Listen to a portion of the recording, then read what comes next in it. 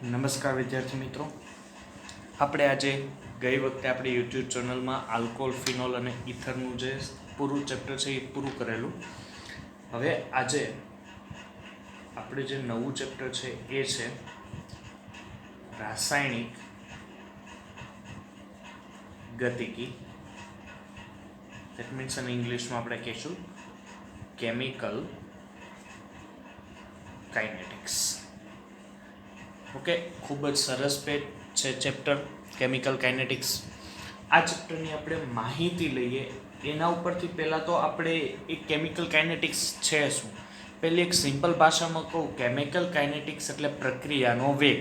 ગતિકી હવે શબ્દ આવે, ગતિ આવે એટલે આપણે વેગ વિશે જાણીએ છીએ કે સર વેગ એક શબ્દ છે એ ગતિ માટે મહત્વનો ભાગ ભજવે છે, બરાબર છે.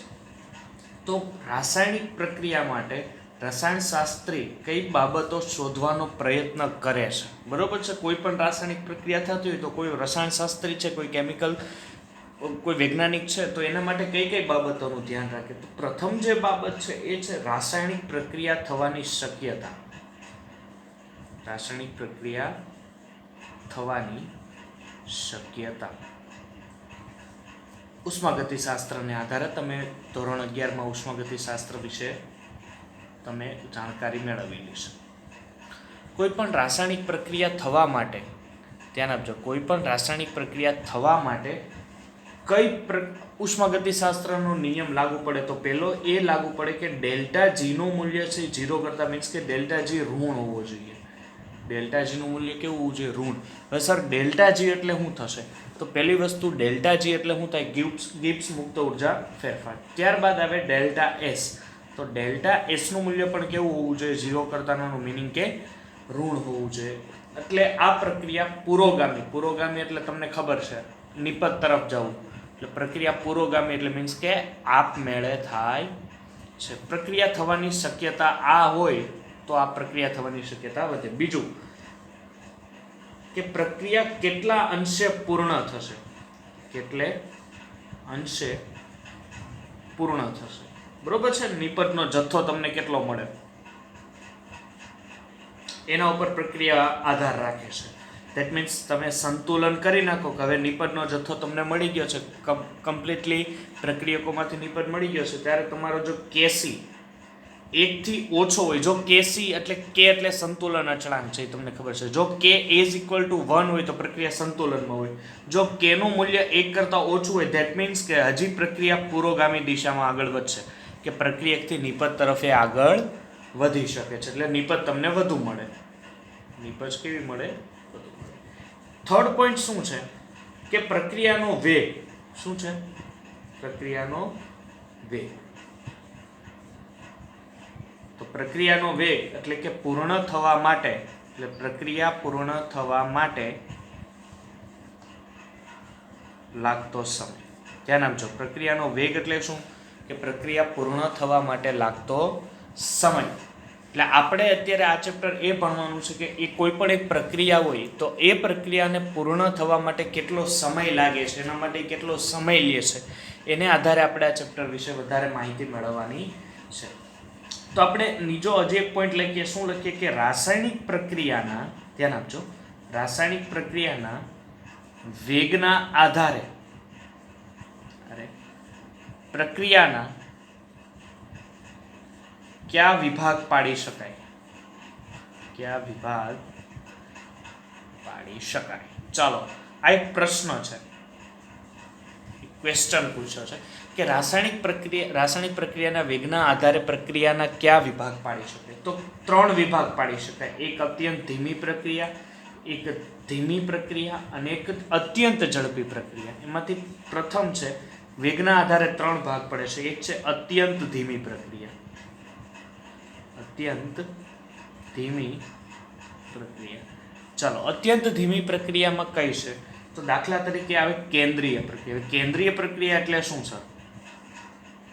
કેન્દ્રીય પ્રક્રિયા એટલે તમે આગળ એસ વિભાગ કે પી વિભાગ તમે ધોરણ 11માં ભણ્યા છો કે જે ધાતુમાંથી આલ્ફા કણોનું ઉત્સર્જન થાય એ ધીમી પ્રક્રિયા હોય. જેમ કે યુરેનિયમ છે, યુરેનિયમ ધાતુ છે, હવે યુરેનિયમ ધાતુમાંથી આલ્ફા કિરણો નીકળે.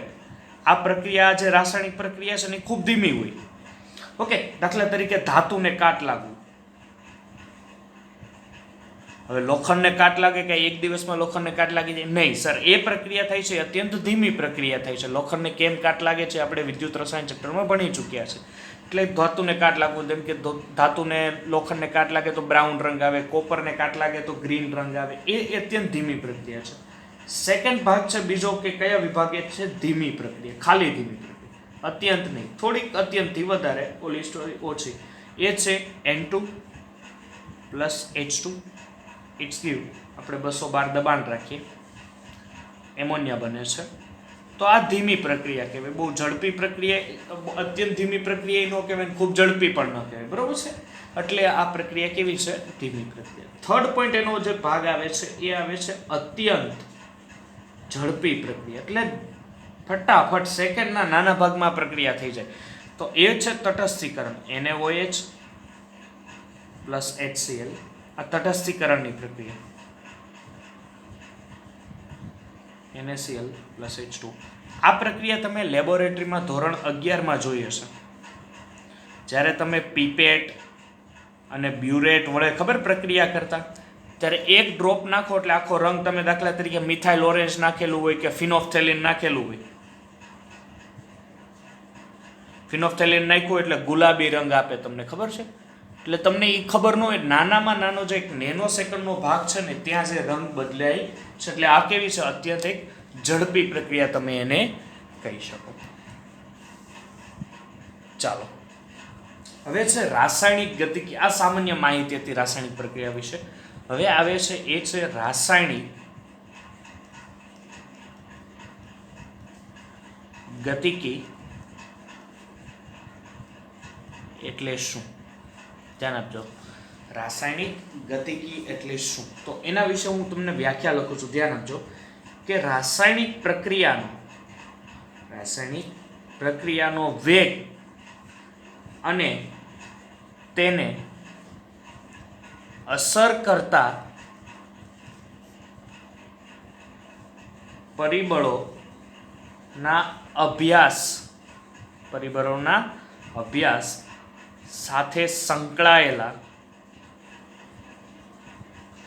વિજ્ઞાનને, ધ્યાન આપજો, બહુ સરસ છે વ્યાખ્યા. રાસાયણિક ગતિકી એટલે શું થશે? કે રાસાયણિક પ્રક્રિયાનો વેગ અને તેની સાથે અસર કરતા પરિબળો. એટલે કોઈ પણ પ્રક્રિયાનો વેગ છે એટલે એ વેગને કોઈ પણ અસર થતી હશે, તો એ વેગને જે અસર થાય છે એનો તમે જે જોઈન્ટ અભ્યાસ કરો અને એ જે વિજ્ઞાન છે એને રાસાયણિક ગતિકી કહેવામાં આવે છે. એની અગત્યતા છે અમુક, તે એ અગત્યતા શું છે એના વિશે આપણે ચર્ચા કરી. તો પહેલી જ વસ્તુ કે આ જે રાસાયણિક પ્રક્રિયા છે એનો જે વેગ છે એને પહેલાં તો અસર કરતા પરિબળો વિશે તમને ખબર હોવી જોઈએ. અસર કરતા પરિબળો. બીજું કે પ્રક્રિયાની મેકેનિઝમ એટલે ક્રિયાવિધિ,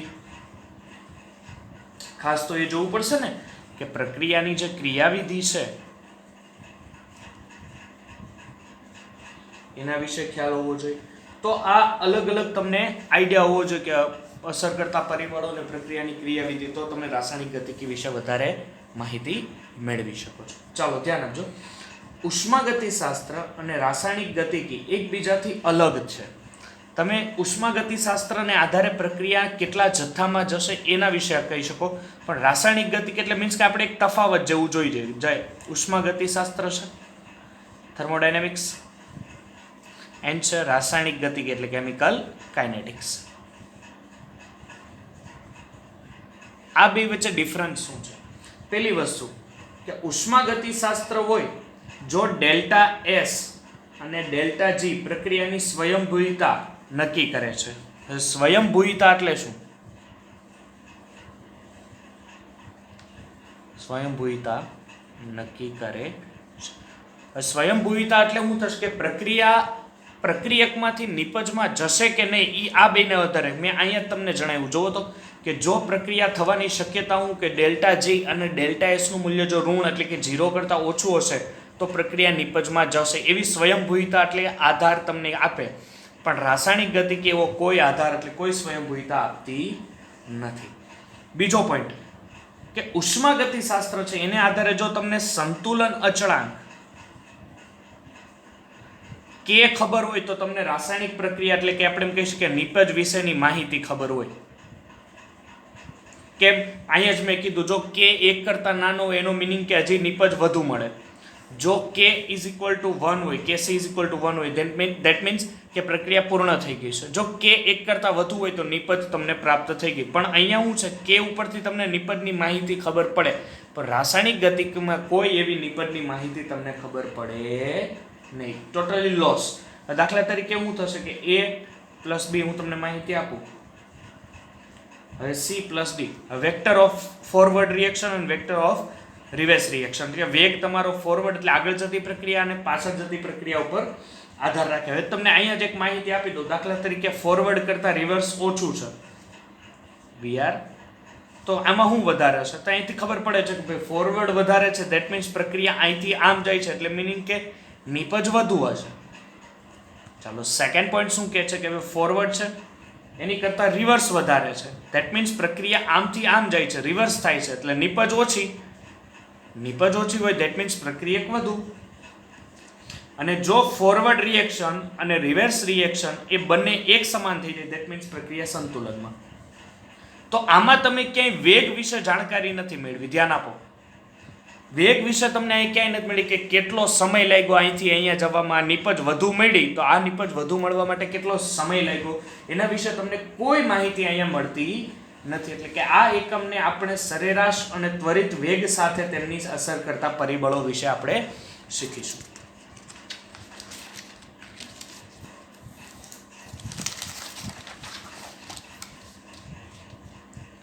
ચાલો ધ્યાન આપજો.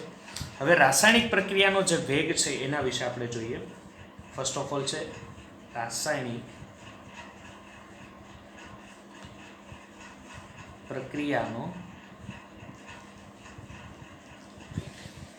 ચાલો રાસાયણિક પ્રક્રિયાનો વેગ છે એના વિશે આપણે કેટલીક પ્રક્રિયાઓ જેમ કે આયનીય પ્રક્રિયા છે એ ઝડપી હોય. હવે આપણે પ્રક્રિયા ઝડપીની વાત કરીએ એટલે કેટલીક પ્રક્રિયા દાખલા તરીકે હું કહી દઉં કે આયનીય પ્રક્રિયા છે. આયનીય પ્રક્રિયા એટલે કેવી પ્રક્રિયા થશે કે પ્લસ ઓર માઇનસ એકબીજા ઉપર ચાર્જ જતો હશે અને જોડાય. દાખલા તરીકે AgNO3 plus NaCl it's give NaNO3 અહીંથી સોડિયમ અને અહીંથી NO3 એટલે આયન બની ગયા અને AgCl તમને પ્રાપ્ત થશે. તો આ પ્રક્રિયા કેવી છે? સર આ પ્રક્રિયા ઝડપી થઈ. જ્યારે કેટલીક પ્રક્રિયા ધીમી છે. આપણે આગળ જ જોયું ત્યારે કેટલીક પ્રક્રિયા ધીમી છે અને કેટલીક પ્રક્રિયા કેવી છે? મધ્યમ છે. બરાબર છે, ઝડપી પણ છે, ધીમી પણ છે અને મધ્યમ પણ છે. તો ધ્યાન આપો કે રાસાયણિક જે પ્રક્રિયા છે આ રાસાયણિક પ્રક્રિયા આપણે જે પ્રગતિમાં છે અથવા આપણે એમ કહી શકીએ ચાલુ છે એ પ્રક્રિયાના પ્રક્રિયકો અને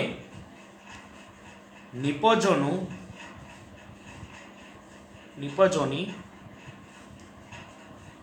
સાંદ્રતાનું માપન કરવાનું છે. શું કરવાનું છે? માપન. એટલે એના ઉપરથી આપણને વેગ ખબર પડી જાય. જો હવે શરૂઆતમાં તમે પ્રક્રિયક લ્યો તો આ પ્રક્રિયક છે એ ઓછો છે ધેટ મીન્સ શું વધારે હશે? સર નિપજ છે એની વધારે હશે. નિપજ કેવી હશે? વધારે હશે. હવે પ્રક્રિયાનો વેગ કોને કહેવાય એના ઉપર આધાર એક રાખીએ, એ વ્યાખ્યા સમજીએ કે પ્રક્રિયકની સાંદ્રતામાં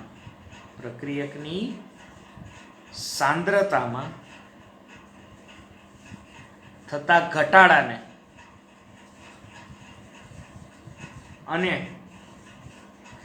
નિપજની સાંદ્રતામાં થતા વધારાને પ્રક્રિયા વેગ કહેવાય.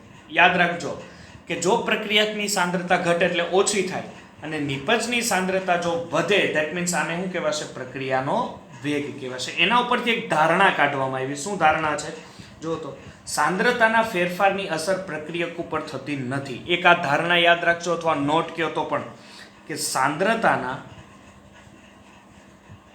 ફેરફારની અસર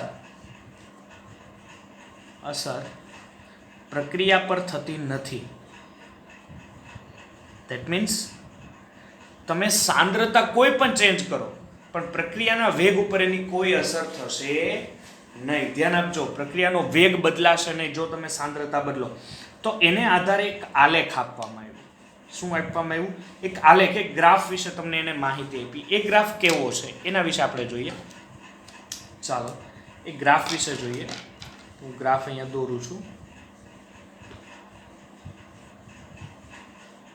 અને આ જે ગ્રાફ છે વિદ્યાર્થી મિત્રો, એ છે સાંદ્રતા વિરુદ્ધ સમયનો છે. કેનો છે? સાંદ્રતા વિરુદ્ધ સમય. હવે અહીંયા શું થશે જુઓ તો ધ્યાન આપજો. શરૂઆતમાં રિએક્ટન્સ મીન્સ કે શરૂઆતમાં કોની સાંદ્રતા વધારે હશે?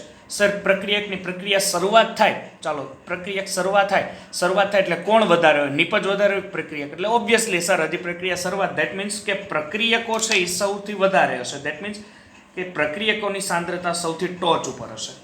જ્યારે નિપજની સાંદ્રતા કેવી હશે? ઓછી હશે. ધેટ મીન્સ એ 0 જ હશે. નિપજ બનેલી જ નહીં, 0 જ હશે અને પ્રક્રિયક વધારે હશે. એટલે જેમ જેમ પ્રક્રિયા આગળ વધે એટલે પ્રક્રિયકો છે એ શું થતા જાય? ઓછા થતા જાય. પ્રક્રિયકો શું થતા જાય? ઓછા થતા જાય. જો અહીંયા ટોચ ઉપર પ્રક્રિયકો હતા. ધેટ મીન્સ આ કેનો ગ્રાફ છે? આ છે આર, રિએક્ટન્સ. બરોબર છે? રિએક્ટન્સ મીન્સ પ્રક્રિયકો. આ પ્રક્રિયકો છે. ઓકે, તમને ખબર પડશે. ત્યારબાદ હવે જેમ જેમ આગળ વધો એમ એમ નિપજ શું થતી જાય? વધતી જાય. કારણ કે પ્રક્રિયા તમે આગળ વધારો એમ નિપજ પછી શું થાય? વધતી જશે. ધેટ મીન્સ આ જે ગ્રાફ છે આ છે પ્રોડક્ટ એટલે નિપજ. એ નિપજનો ગ્રાફ છે. ઓકે, એટલે શરૂઆતમાં જે પ્રક્રિયકો તો એ વધારે હતા. ધેટ મીન્સ આપણે એની પ્રક્રિયકની સાંદ્રતા વધારે. અહીંયા શરૂઆતમાં તો સાંદ્રતા તો કેવી હતી? 0 હતી. એટલે આપણે 0 થી ગ્રાફ ચાલુ. એક સમય આવશે એટલે પ્રક્રિયકો અને નિપજની સાંદ્રતા કેવી થશે? સમાન થશે. એટલે પ્રક્રિયા સીધી ઉપર ચાલી જશે. હવે આના ઉપર કોઈ સાંદ્રતાનો તમે ફેરફાર કરી શકો નહીં. સાંદ્રતા કેવી થઈ જાય? અચળ થઈ જાય. તો અહીંયા R વિરુદ્ધ P, બરોબર છે? એટલે જો સાંદ્રતા ઘટે, સાંદ્રતા શું થાય? ઘટે, તો ધેટ મીન્સ માઇનસ ચાર્જ. અને જો સાંદ્રતા વધે, સાંદ્રતા શું થાય? વધે તો પ્લસ ચાર્જ. હવે ચાલો સમય શું લેવાનું છે? સમય. આપણે સમય સાંદ્રતા વિરુદ્ધ સમય લીધો છે તો સમય લઈએ. પછી આપણે અહીંયા લઈએ આર. That means reactor. અને પી એટલે પ્રોડક્ટ. એટલે ચાલો હવે પ્રક્રિયા શરૂઆત નથી થઈ ત્યારનો સમય એટલે T1.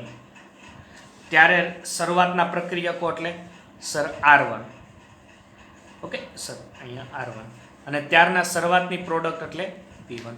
હવે એક પોઈન્ટ ઉપર આવીને આપણે પ્રક્રિયા એમ કહીએ કે દાખલા તરીકે સર અહીંયા પ્રક્રિયા પૂર્ણ થઈ જાય છે તો અહીંયા T1 તાપમાન આવશે. ઓકે, તો એ પ્રક્રિયા એ તમારે T2 તાપમાન, કે પ્રક્રિયા અહીંથી શરૂઆત થઈ ને અહીંયા પૂરી થાય એટલે સમય T1 થી T2.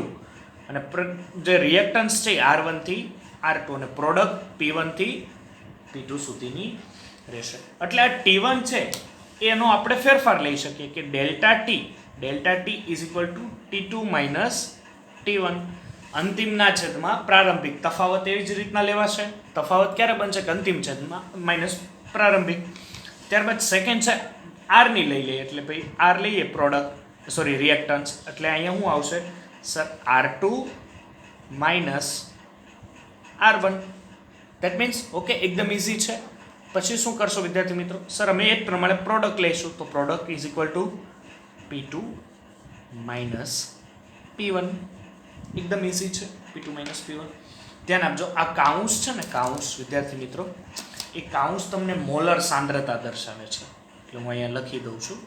કાઉન્સ છે એ મોલર સાંદ્રતા દર્શાવે છે. કદાચ તમે ભૂલી જાઓ તો યાદ રહે. હવે ધ્યાન આપજો, આટલી વસ્તુ હવે તમને ખબર પડી. હવે અહીંથી એક પોઈન્ટ ધ્યાન રાખજો કે શરૂઆતમાં તમે પ્રક્રિયકો અહીંયા હતા. પછી જેમ જેમ પ્રક્રિયા વધે એમ ખબર પડશે સર પ્રક્રિયાની સાંદ્રતા ઘટતી જાય ને એક ટાઈમ ઉપર એ કોન્સ્ટન્ટ થઈ જાય. હવે શરૂઆતમાં નિપજો ઓછા હતા. જેમ જેમ પ્રક્રિયા આગળ વધે એમ આપણને ખબર છે પ્રક્રિયકોમાંથી નિપજ બને એટલે આ ગ્રાફ પ્રમાણે નિપજો પછી એક સમય બે કોન્સ્ટન્ટ થઈ જાય એટલે પ્રક્રિયા શું થઈ જાય? એકદમ સંતુલિત છે એવી કહી જાય.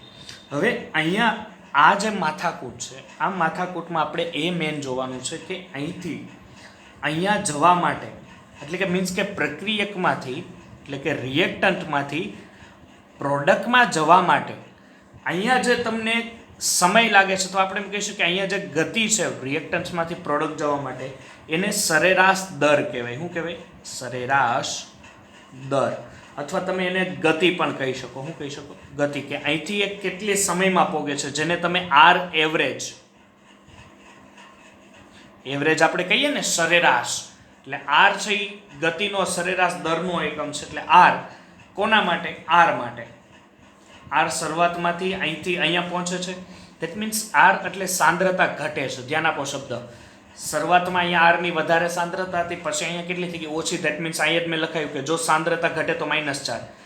તો એનું સૂત્ર છે સાંદ્રતાના છેદમાં સમય. જો સરેરાશ જે દર છે અથવા ગતિ છે એનું સૂત્ર છે સાંદ્રતાના છેદમાં સમય. એટલે સાંદ્રતા કોની? ડેલ્ટા આરની અને છેદમાં ડેલ્ટા ટી. સાંદ્રતાના છેદમાં સમય. તો આ તમે કોનો? પ્રક્રિયકનો સરેરાશ દર લીધો. તો સૂત્ર યાદ રાખજો. આર એવરેજ કોના માટે? પ્રક્રિયક માટે. તો માઇનસ કેમ આવે સર અહીંયા? એનો મિનિંગ માઇનસ આવે કે અહીંયા સાંદ્રતામાં શું થાય છે? ઘટાડો થાય છે. ધેટ મીન્સ એ જ પ્રક્રિયા આપણે સરેરાશ દર લઈએ. સરેરાશ દર. હવે નિપજ માટે લઈએ. તો નિપજ માટે સર તમે શું કહેશો કે સર આ તો આર એવરેજ. ધેટ મીન્સ હવે સાંદ્રતા વધે છે. જુઓ તો શરૂઆતમાં સાંદ્રતા પ્રક્રિયકોની કેવી હતી? ઓછી હતી. હવે અહીંયા આવે એટલે પોઈન્ટ ઉપર સર પ્રક્રિયાની સાંદ્રતા વધે. ધેટ મીન્સ કે હવે તમારે સાંદ્રતાનું જે સૂત્ર મૂકો છો એ હવે અહીંયા તમારે પ્લસ જ લખવાનું. આ સાંદ્રતાના છેદમાં સમય. એટલે આ પ્રક્રિયાનો શું થયો? દર થયો. શું થયો? દર. હવે આનો એકમ લેવો છે તો સાંદ્રતા એટલે મોલારિટી. મોલારિટીનો એકમ થશે મોલ ઇન્ટુ લીટર ઇન્વર્સ. શું થાય? Mall into litre inverse. છેદમાં સમય છે તો આપણે અહીંયા સમય રાખી શકીએ. જો તમારે એમ ન રાખવું હોય તો તમે આમ રાખી શકો, mall into litre inverse into સમય ઇન્વર્સ. બરાબર છે? છેદ છે એને તમે અંશમાં લો એટલે સમય ઇન્વર્સ થઈ જાય. બંને માટે એ જ લાગુ પડશે. અહીંયા પણ હું લખી દઉં છું mall into litre inverse. Sir mall into litre inverse કેમ? કે આ પ્રક્રિયક છે એની સાંદ્રતા, કારણ કે આપણે કાઉન્સને મોલર સાંદ્રતા અને મોલર એટલે મોલારિટી, જેને તમારો એકમ છે મોલારિટીનો મોલ ઇન્ટુ લીટર ઇન્વર્સ, અને છેદમાં ટી છે, ટીનો એકમ થાય સમય, પણ છેદમાં છે એટલે આપણે ઉપર લેવા એટલે ઇન્વર્સ. જો છેદમાં રહેવું હોય, લેવા દેવું હોય તો પણ ચાલે છે. બરોબર છે? તો આને આધારે તમારે આ સરેરાશ જે સૂત્ર છે આ બંને સરેરાશના જે સૂત્ર છે એને ખાસ કરીને યાદ રાખવાના છે. અને આ સરેરાશના કેમ સૂત્ર આવ્યા છે એની પણ મેં તમને માહિતી આપી દીધી. સરેરાશ એટલે કેવો પોઈન્ટ ઓફ વ્યૂ થશે કે તમે આ પ્રક્રિયા છે અહીંથી અહીંયા જવા માટે જે સરેરાશ ગતિ લાગે છે, તમે કોઈ એક્સ જગ્યાએ હોય ને એક્સ જગ્યાએથી તમારે કોઈ વાય જગ્યાએ જવું હોય તો તમે આપણને ખબર છે કે અહીંયા કેટલો સમય એ ગુજારી શકે છે. તો આપણે એમ કહી શકીએ 2 કિલોમીટર છે, તમે ગાડી છે એ ગાડી તમે આ 2 કિલોમીટર કાપવા તમને 10 મિનિટ લાગે છે. તો આ 10 મિનિટ તમને જે 2 કિલોમીટર કાપવા લાગે છે એના ઉપરથી તમને આર એવરેજ ખબર પડી જાય. બરોબર છે કે આટલો સમય લાગે છે તો તમને તમારી ગાડી કેટલી સ્પીડમાં હશે તો તમે આરામથી 2 કિલોમીટર 10 મિનિટમાં કાપી શકો છો. ઓબ્વિયસલી ખબર પડશે તમને લોકોને. તો આ આધારે આપણે સરેરાશ દરની વિશે થોડીક સામાન્ય માહિતી આપણે આવતા લેક્ચરમાં હજી પણ સરસ રાસાયણિક ગતિકી વિશે માહિતી મેળવીશું. ત્યાં સુધી જય હિન્દ, જય ભારત.